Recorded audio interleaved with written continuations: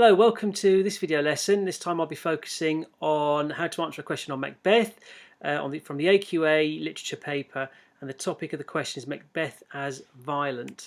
A quick reminder again as usual as to the assessment objectives. Typically with the AQA literature sections, it's 30-mark question divided 12, 12, 6 AO1, AO2, AO3 plus 4 marks for SPAG. Pause and have a read through that at your leisure. So what's the question look like? Before you actually read the extract, it's important that you read the bold writing on the top and then the question underneath. I'll explain why. The bold writing at the top gives you the context for where the extract sits within the wider play. So read the following extract from Act 1, Scene 2, then answer the question that follows. This scene is the second scene in the play and is a description of Macbeth and Banquo's fighting given to the king. So we know where this scene takes place is quite early on, and focuses on Macbeth and Banquo's battles against Norway. The question then underneath the extract is, starting with this speech, explain how far you think Shakespeare presents Macbeth as violent. And then the 2 bullet points as usual. First one about the extract, second one about the wider play, and they're both equally weighted. And I'll explain how to, or suggest ways in which to approach this question in a minute. Now the key bit there is Macbeth as violent. So now as you read through the extracts, you'll be able to highlight or underline anything that relates to how Macbeth is presented and whether it's violent or not. And then within every paragraph in your answer, you must reference Macbeth being presented as violent or not. Okay. So before answering the question, and by way of revision as well, you could jot down a few notes on what you know about Macbeth and whether he's presented or portrayed as violent or not. Just a word, it's a 52-minute question, this one. So you really need to be spending 7-8 minutes putting together a plan. Every single examiner's report I've ever read states that students who show evidence of planning routinely secure higher marks. So it kind of helps to structure your answer a lot clearer, and is far more effective, and examiners do note that students who show evidence of planning actually get higher grades. So the first part of my plan will be kind of tracking the character of Macbeth from the opening scenes towards the end of the play. So I've written down a list of adjectives here: loyal, brave, secretive, weak, reluctant, cowardly, evil, reckless. Okay, and I've explained why I've selected these. You can read through those yourself. If you pause the screen, or if you've got the PowerPoint PDF printed out, then you can have a little look at that whilst you're waiting. Okay, now it's about applying your knowledge of the character to the specifics of the question. So, where was he violent? Select 2 or 3 examples. For example, his prowess on the battlefield, murdering Duncan as he slept, murdering the 2 guards in his attempts to cover up the original murder, having Banquo murdered, possibly having Macduff's family murdered too. What about his language, when he talks of having murdered sleep, or when he tells Lady Macbeth how his mind is full of scorpions? What does this say about how he's presented and the levels of violence at play? Could you use his hallucinations to reflect the violent machinations of his mind, the workings of his mind? So immersed in a violent culture and a violent pathway, he hallucinates. So what does this say about how he's portrayed and whether it's violent or not, or how violent it is? Okay, so back to the actual question as well. Again, rather. It's what I've done to it. I've highlighted and annotated the extracts. Absolutely do this in the exam. Jot down some notes, making references to the question as you go. So as you can see there, I've highlighted bloody, and that sets the tone of the battle. Now the violence maybe in this extract is expected violence, because he's fighting for king and country. But anyway, so you'll have to excuse my handwriting. I haven't written it to be read necessarily. It's just to show you, illustrate how you would go about highlighting and annotating the extracts in the exam, and in any extract as part of your revision. Okay, so focusing again on the actual question, how Shakespeare presents Macbeth as violent. This is the key element of the question. The examiner will be looking at how you apply your knowledge of the play along with your analytical skills to this specific question.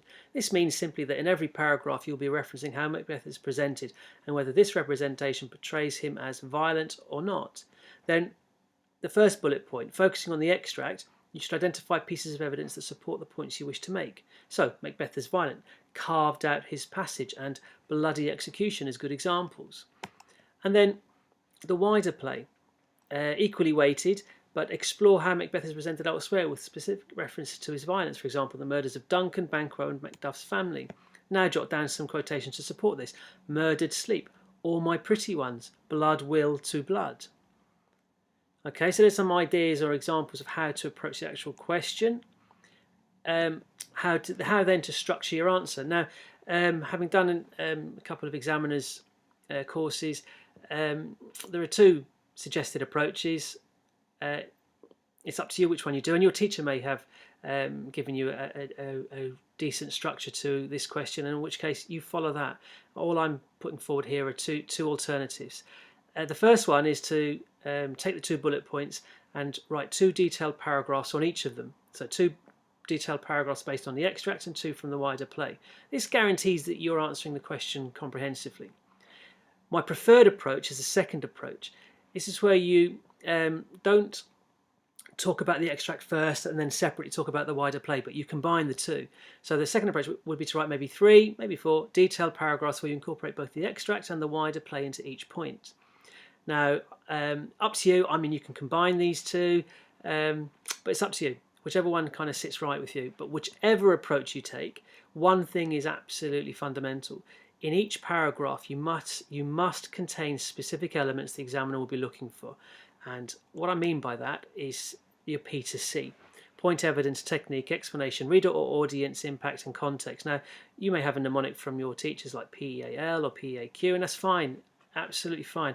You just make sure that you've got these elements somewhere within each paragraph. The context is a 6 marks of the total, so it doesn't need to be incorporated into every paragraph, but certainly 2 or 3, 1 or 2, half of the paragraphs anyway, for context. So you can read through this. That P to C doesn't have to be in that order. I'll show you that in a minute. And a general summary then of how to analyse. Link, quote, explain, terminology, effect, and explore alternative meanings, tentative analysis. So you're using words like perhaps or could, implies. Okay, you can pause that and have a look through it. Examiners also say that writing a little introduction, a brief introduction, is also quite important in setting out the main idea that you're going to present in response to the question. So remember, the question here is about Macbeth as violent.